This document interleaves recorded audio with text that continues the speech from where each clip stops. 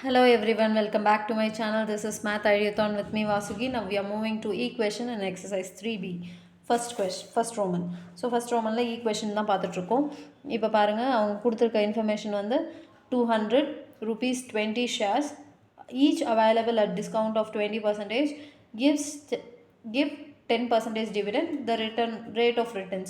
So rate of return நான் பர்சன்டேஜ்னு சொல்லியிருக்கேன். ரேட்டுனாவே percentage தான், ரிட்டர்னா இன்கம்னு சொல்லிக்கலாம், இன்கம் பர்சன்டேஜ்.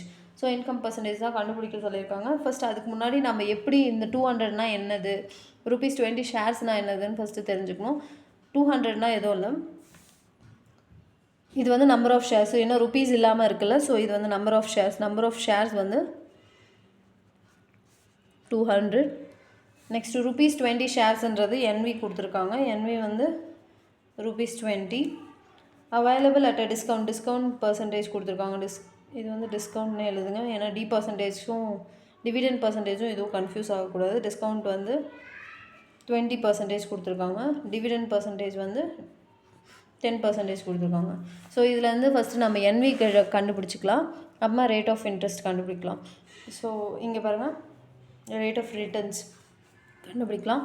இப்போ பாருங்கள், ஃபஸ்ட்டு டிஸ்கவுண்ட் கொடுத்துருக்காங்க, நம்ம எம்வி வேல்யூ கண்டுபிடிக்கணும்.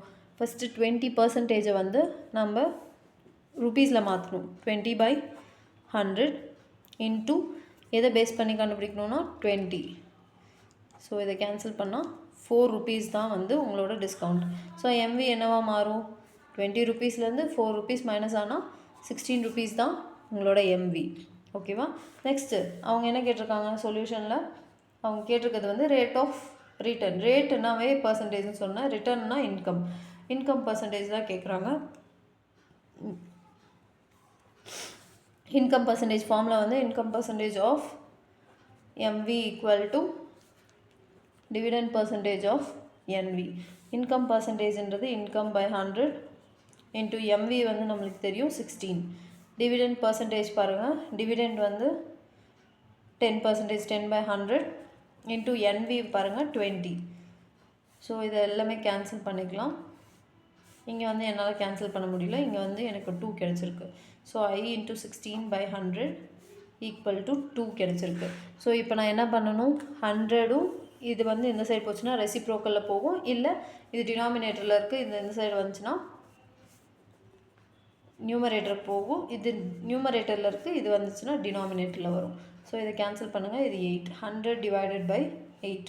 ஸோ இது இன்னும் கேன்சல் பண்ணோன்னா இது வந்து 2 times 4 டேபிளில் இது 25 times. 25/2 வந்து 12.5%.